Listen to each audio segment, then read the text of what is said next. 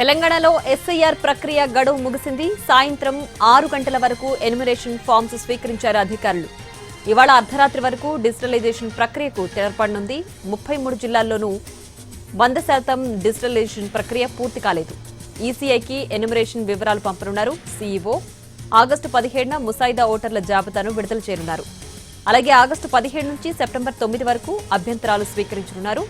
October 15 వరకు అభ్యంతరాల పరిష్కారానికి సమయం ఇవ్వగా అక్టోబర్ 19న తుది ఓటర్ల జాబితా ప్రకటించనున్నారు.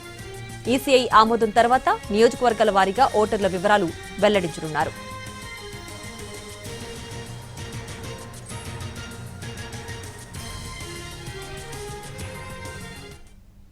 తెలంగాణలో మొత్తం 3.38 కోట్ల మంది ఓటర్లకు ఎన్యుమరేషన్ పత్రాలు అందించినట్లు ఎన్నికల అధికారులు చెబుతున్నారు. అయితే ఇప్పటి వరకు 2.64 కోట్ల పత్రాలు మాత్రమే డిజిటలైజ్ అయ్యాయి. మరోవైపు సుమారు 69 లక్షల మంది ఓటర్లు ఇప్పటికే ఎన్యుమరేషన్ పత్రాలు సమర్పించలేదు. వీరిని ఎన్నికల రిపోర్టుల్లో అన్కలెక్టబుల్ విభాగంలో చేర్చారు. చిరునామాలో లేకపోవడం, మృతి చెందడం, వలస వెళ్లడం, డూప్లికేట్ ఓట్లు వంటి కారణాలతో ఈ జాబితాను రూపొందించారు. అయితే పొరపాటున ఎవరైనా అన్కలెక్టబుల్ జాబితాలో చేరితే సరిదిద్దుకునేందుకు ఎడిట్ ఆప్షన్ కూడా అందుబాటులో ఉంచారు. అయితే ఓటర్లకు ఎన్నికల అధికారులు కీలక సూచనలు చేస్తున్నారు. ఎన్యుమరేషన్ పత్రం తీసుకుని కూడా సమర్పించకపోతే ఆ ఓటర్ పేరు ముసాయిదా జాబితాలో కనిపించకపోవచ్చని అన్నారు. అందుకే నింపిన ఫామ్స్ ని తప్పనిసరిగా బిఎల్ఓలకు అందించాలని సూచిస్తున్నారు. ఇక ఎస్ఐఆర్ 2002 వివరాలు లేకపోయినా ఆందోళన అవసరం లేదని అన్నారు. పత్రంలోని మిగతా వివరాలను పూర్తి చేసి సమర్పించాలన్నారు. ఒకవేళ నోటీస్ వస్తే ఈఆర్ఓ ముందు హాజరై ఎన్నికల సంఘం సూచించిన గుర్తింపు కార్డు చూపించి ఓటు హక్కు కొనసాగించుకోవచ్చని చెప్పారు.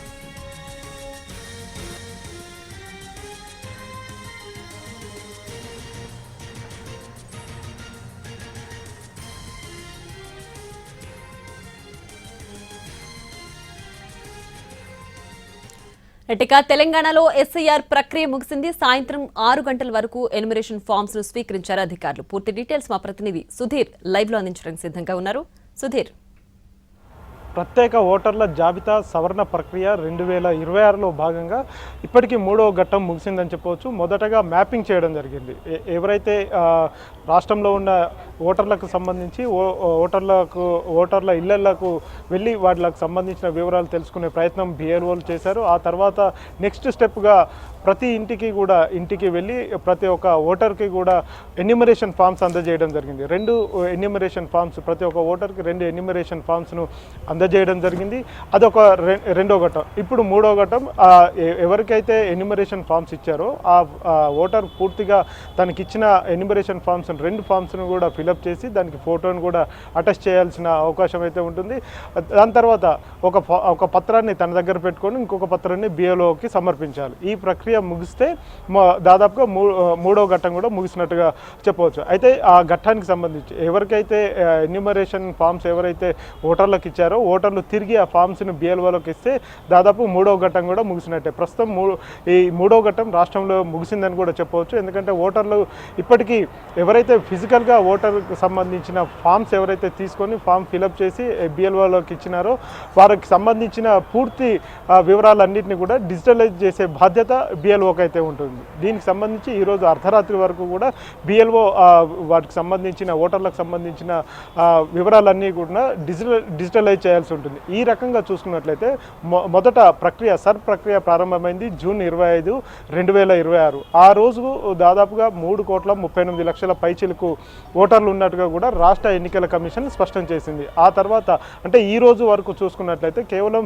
2,64,00,000 పైచిలకు మంది మాత్రమే వారికి సంబంధించిన ఎన్యూమరేషన్ ఫామ్స్ను తిరిగి బిఎల్ఓలకు అందజేయడం జరిగింది. అంటే ఇది 78.14%గా నిన్న సాయంత్రం వరకు ఉన్న సమాచారం. ఈరోజు మరికొంత పెరిగింది. దాదాపు 78.53%గా నమోదైనట్టుగా కూడా తెలుస్తుంది. ఈ శాతంలో కొంత వ్యత్యాసాలు వచ్చే అవకాశాలు అయితే కనిపిస్తున్నాయి. అర్ధరాత్రి 12 గంటల వరకు కూడా సమయం ఉంది కాబట్టి చివరి గంటలో కావచ్చు, చివరి నిమిషంలో చాలా వరకు కూడా బిఎల్ఓలు పూర్తి స్థాయిలో వారి దగ్గర ఉన్న ఫామ్స్, ఎన్యూమరేషన్ ఫామ్స్ ఏవైతే ఉన్నాయో వాటన్నిటిని కూడా డిజిటలైజ్ చేసే ప్రక్రియను వేగవంతం చేస్తారు. కాబట్టి అర్ధరాత్రి 12 గంటల వరకు ఈ ప్రక్రియ కొనసాగుతుంది. ఇది దాదాపుగా అటు ఇటుగా 79% వరకు కూడా చేరే అవకాశాలు అయితే కనిపిస్తున్నాయి. అంటే మిగతా దాదాపుగా 20% ఓట్లు ఆ రకంగా చూసుకున్నట్లయితే 74 లక్షల ఓట్లు రాష్ట్ర వ్యాప్తంగా ఉన్న 33 జిల్లాలకు సంబంధించి 74 లక్షల ఓట్లకు సంబంధించి ఆ ఓట్లు ఏమయ్యాయి అనేది కొంత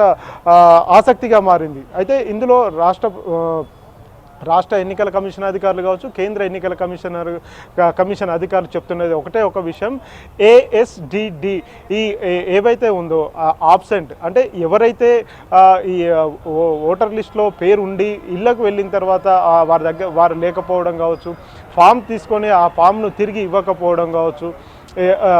ఎందుకంటే మనం చూసుకున్నట్లయితే మన తెలంగాణలో కావచ్చు, ముఖ్యంగా హైదరాబాద్లో చూసుకున్నట్లయితే అన్ని రాష్ట్రాలకు సంబంధించిన ప్రజలు ఇక్కడ నివాసం ఏర్పాటు చేసుకున్నారు. వారంతా కూడా ఆయా ఫామ్స్ని తిరిగి ఇవ్వలేక ఇబ్బందులు పడ్డ పరిస్థితులు అయితే ఉన్నాయి. సొంత రాష్ట్రంలోనే అప్లై చేసుకున్న పరిస్థితి ఉంది. కాబట్టి ఈ 20% వ్యత్యాసం ఉన్నట్టు కూడా తెలుస్తుంది. దీనికి సంబంధించి ఆగస్టు 17వ తేదీన ముసాయిదా ఓటర్ల జాబితా రిలీజ్ చేస్తారు. అప్పుడు కొన్ని వివరాలు పూర్తిగా తెలిసే అవకాశం అయితే కనిపిస్తుంది. Priya. Right Sudheer, thanks for the updates.